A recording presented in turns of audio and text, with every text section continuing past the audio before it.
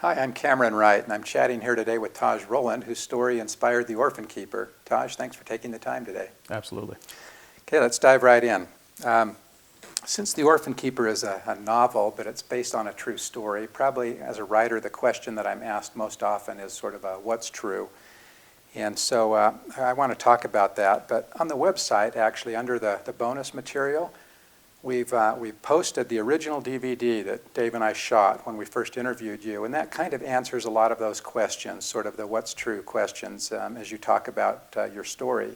So I don't want to dwell on that today, but really to just give the reader a sense that that we followed your story. I want to just kind of tick down through a list of items, and you tell me, true or not true. Okay. All right. So as a child, you were mischievous in India, always running off, getting into trouble.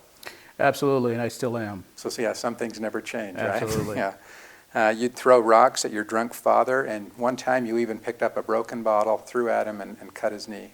Yes, that's one of the few memories I do have of my father. And it was a common practice in India for parents, if they had disobedient children, and maybe common's not the right term, but it happened, where they would actually burn the tops of the feet of their children so they'd remember to be good, and that happened to you.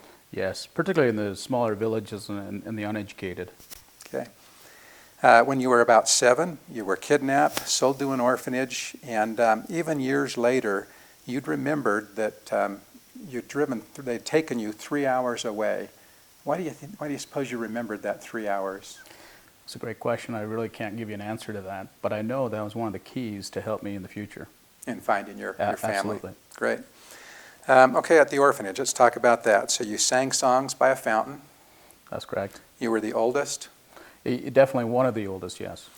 You remembered playing with children there, and particularly the son of the superintendent, who actually later, when you went back, you ran into him,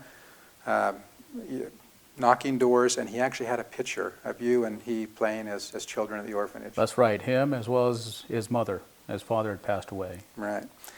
At the orphanage, you remember a very white American showing up and tying balloons?